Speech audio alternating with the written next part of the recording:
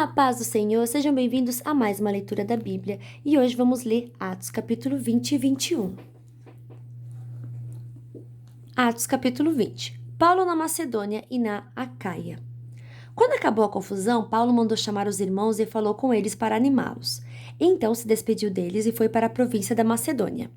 Atravessou aquelas regiões animando muito com as suas mensagens dos cristãos. Aí chegou à província da Acaia, onde ficou 3 meses. Quando já estava pronto para ir à província da Síria, soube que os judeus estavam fazendo planos contra ele. Então resolveu voltar pela Macedônia. Foram com ele as seguintes pessoas: Sópatro, filho de Pirro, da cidade da Bereia, Aristarco e segundo de Tessalônica, Gaio de Derbe, Timóteo e também Tíquico e Trófimo, que eram da província da Ásia. Eles foram na frente e nos esperaram na cidade de Troade. Depois da festa dos pães sem fermento, nós partimos da cidade de Filipos. 5 dias depois, nos encontramos com eles em Troade e ficamos ali uma semana. Paulo em Troade. No sábado à noite, nós nos reunimos com os irmãos para partir o pão. Paulo falou nessa reunião e continuou falando até a meia-noite, pois ia viajar no dia seguinte. Havia muitas lamparinas acesas na sala onde nós estávamos reunidos, a qual ficava no 3º andar da casa. Um moço chamado Eutico estava sentado numa janela, e como Paulo continuasse falando durante muito tempo, o sono do moço foi aumentando. De repente, ele dormiu e caiu da janela. Quando o levantaram, estava morto. Então Paulo desceu, abaixou-se, abraçou o moço e disse: "Não se assustem, pois ele está vivo." Em seguida, Paulo subiu de novo, partiu o pão e comeu. Falou ainda muito tempo, até de manhã, e depois foi embora. Aí levaram o moço vivo para a casa dele, e isso os deixou muito animados. De Troade a Mileto. Nós fomos na frente e embarcamos no navio que nos levou até o porto de Assos, onde devíamos esperar Paulo. Ele mandou que fizéssemos isso porque queria ir por terra até lá. Quando ele se encontrou conosco em Assos, nós o recebemos no navio e seguimos viagem até a cidade de Mitilene. Então partimos dali e no dia seguinte passamos perto da ilha de Quios. No outro dia já estávamos na ilha de Samos e um dia depois chegamos ao porto de Mileto. Paulo tinha resolvido não parar na cidade de Éfeso para não ficar muito tempo na província da Ásia. Ele estava com pressa, pois queria chegar a Jerusalém, se possível antes do dia de Pentecostes. A mensagem de Paulo. Em Mileto, Paulo mandou chamar os presbíteros da igreja de Éfeso para se encontrarem com ele. Quando eles chegaram, Paulo disse: "Vocês sabem como foi que passei todo o tempo que estivemos juntos, desde o primeiro dia em que cheguei à província da Ásia. Fiz o meu trabalho como servo do Senhor, com toda a humildade e com lágrimas, e isso apesar dos tempos difíceis que tive por causa dos judeus que se juntaram contra mim. Vocês também sabem que fiz tudo para ajudar vocês, anunciando o evangelho e ensinando publicamente e nas casas. Eu disse com firmeza aos judeus e aos não-judeus que eles deviam se arrepender dos seus pecados, voltar para Deus e crer no Senhor Jesus. Agora eu vou para Jerusalém, obedecendo ao Espírito Santo, sem saber o que vai me acontecer. Sei somente que em todas as cidades o Espírito Santo tem me avisado que prisões e sofrimentos estão me esperando, mas eu não dou valor à minha própria vida. O importante é que eu complete a minha missão e termine o trabalho que o Senhor Jesus me deu para fazer. E a missão é esta: anunciar a boa notícia da graça de Deus."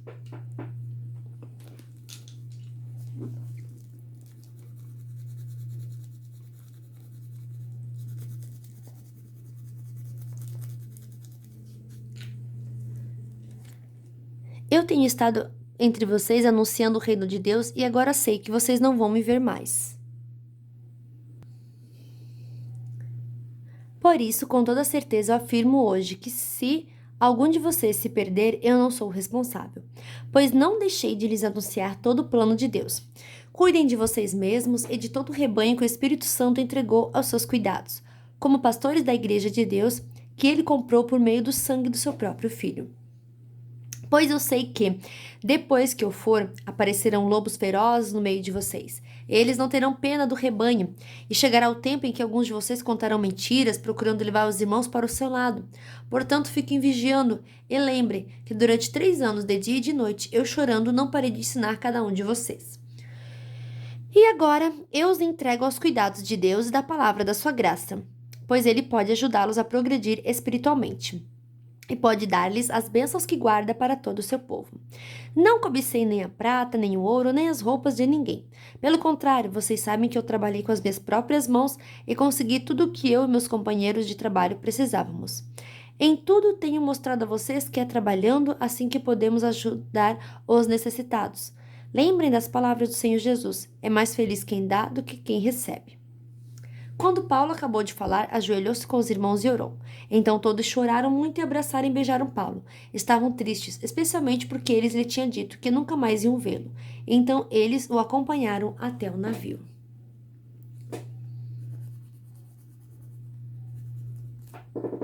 Capítulo 21. Nós nos despedimos dele e fomos embora, navegando diretamente para a ilha de Cos. No dia seguinte, paramos no porto de Rodas e dali continuamos até a cidade de Pátara, onde encontramos um navio que ia para a Fenícia. Então embarcamos nele e seguimos viagem. Quando já podíamos ver a ilha de Chipre, navegamos ao sul daquela ilha e seguimos em direção à província da Síria. Chegamos à cidade de Tiro, onde desembarcamos, pois o navio precisava ser descarregado. Naquela cidade encontramos.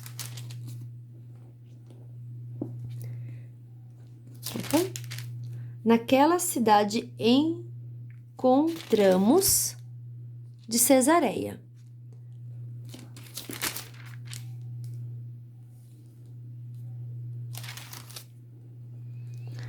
Ali fomos para a casa do evangelista Filipe e ficamos com ele.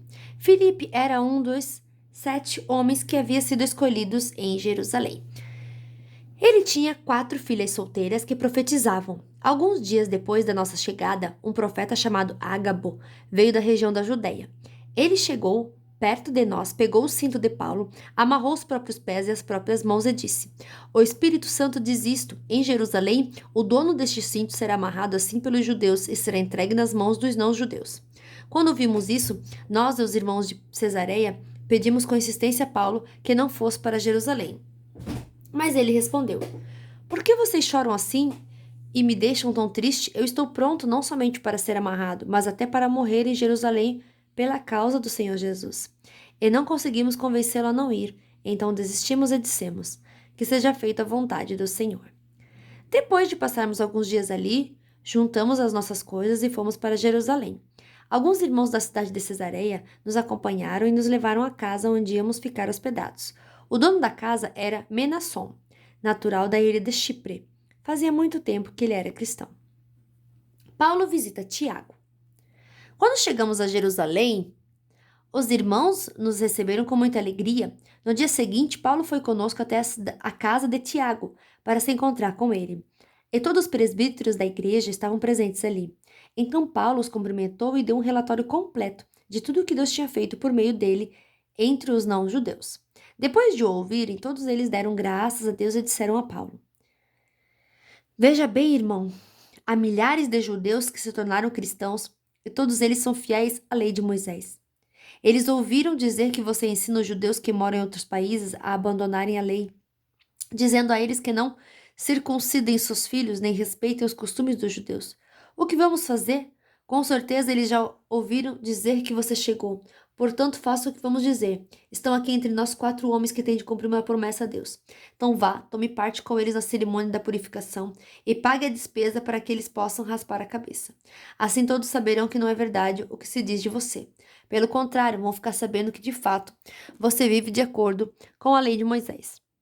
Mas, quanto aos não-judeus que se tornaram cristãos, nós já mandamos uma carta a eles dizendo o seguinte: Não comam carne de animais que forem oferecidos em sacrifício aos ídolos, nem sangue nem carne de nenhum animal que tenha sido estrangulado. E também não pratiquem imoralidade sexual. Então Paulo falou com os 4 homens e no dia seguinte tomou parte com eles na cerimônia de purificação.